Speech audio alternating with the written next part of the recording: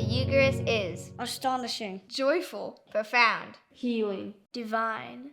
Just keep showing up.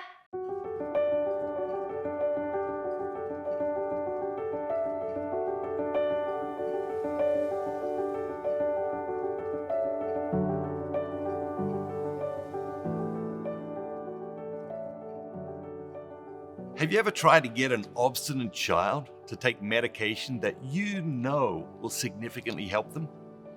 Did you know that 42% of people who recover from a heart attack don't take their medication? Did you know that more than 70% don't comply with doctor instructions generally after recovering from a life-threatening heart attack? Fallen human nature is real and everywhere. So it's no wonder that we refuse to receive the spiritual medication that God prescribes. Our resistance to the Eucharist is staggering. The definition of obstinate is stubbornly refusing. And sadly, tragically, this perfectly describes many people's relationship with the Eucharist. If you ask people to name the most significant moments in history, most people won't even get close. The Last Supper is one that will be missing from most lists. And yet, if you remove it from human history, everything changes. The institution of the Eucharist changed everything. And the Eucharist continues to change everything. If we will but cooperate and collaborate with God. This was St. John Vianney's observation. There is nothing so great as the Eucharist. If God had something more precious, He would have given it to us. Wow. If God had something more precious, He would have given it to us. If you knew you only had one night left to live, what would you do tonight? You'd spend every moment possible with the people you love. You get your affairs in order spiritually, and you do whatever you could to ensure your nearest and dearest knew beyond a shadow of a doubt how much you love them. The reality of death has that kind of effect. It clarifies. It makes our true priorities startlingly clear. When it comes to Jesus, we have the unique case of the most significant person to ever live, the source of salvation for all the world, who knew exactly when and how He was going to die. We would be foolish not to look to the final days He spent on earth for clarity about what Jesus values above all else. What did Jesus do on His final night on earth? The Gospels are aligned. Jesus gathered together His closest friends for the Last Supper and instituted the sacrament of the Eucharist. In the words of St. Luke, "And when the hour came, He sat at table, and the apostles with Him. And He said to them, I have earnestly desired to eat this Passover with you before I suffer. And He took bread, and when He had given thanks, He broke the bread and gave it to them, saying, This is my body, which is given for you. Do this in remembrance of me.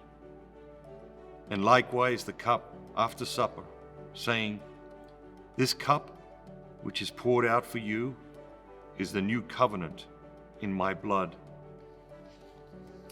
Jesus knows He's going to die the very next day. In just a few short hours, Judas will betray Him. He knows that. His friends will scatter and abandon Him. He knows that. He will be brutally tortured and crucified. He knows that.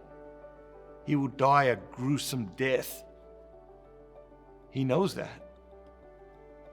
When you know you're dying, it's not the moment to be cryptic or mystical or indirect. You wouldn't leave the doctor's office after a terminal diagnosis and draw up your last will and testament with a bunch of metaphors and symbols and then say to your family, I hope you figure out what I really mean. No, you would be very specific and very clear. Jesus was clear. Jesus was clear. He said, this is my body, eat it. He said, "This is my blood, drink it. Do this in remembrance of me." It's not a symbol or a metaphor. It's a clear and direct demand. Jesus impresses upon his disciples that this is a sacred meal of his body and blood, and that they should continue this practice after he is gone. The next time you're at Mass, simply allow yourself to be in the presence of God. Quiet your mind. Imagine yourself close to Jesus at the Last Supper. You're there during Jesus' final hours on earth.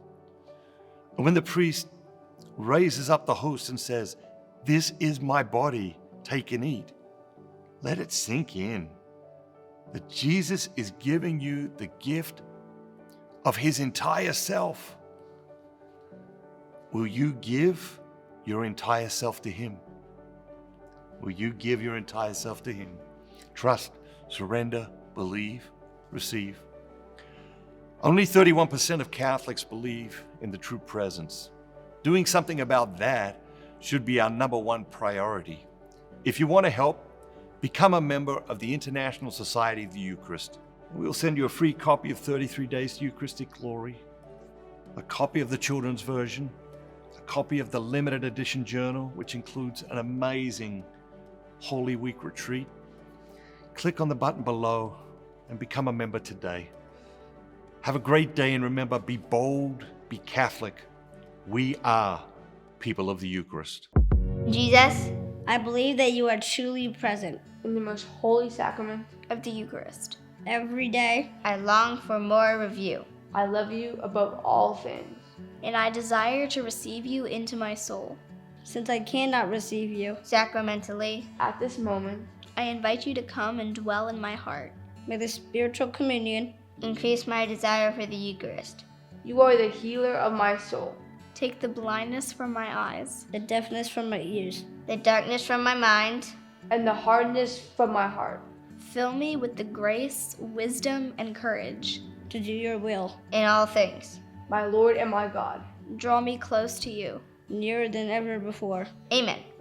Consecrate America to the Eucharist. Bye-bye. Have a great day. Have a great day. Have a great day. Come on.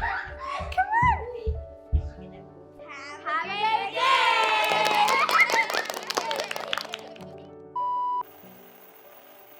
Hey Isabel, one simple way to be mindful of God's presence in the world is to know where the nearest tabernacle is. So while we've got a couple of minutes, I thought we might work on your geography a little. Sounds good, Dad. You're always coming up with something. Hey Isabel, if I was at latitude of like 40.76 and a longitude of negative 73.97, where would I find the nearest tabernacle? St. Patrick's Cathedral, New York City.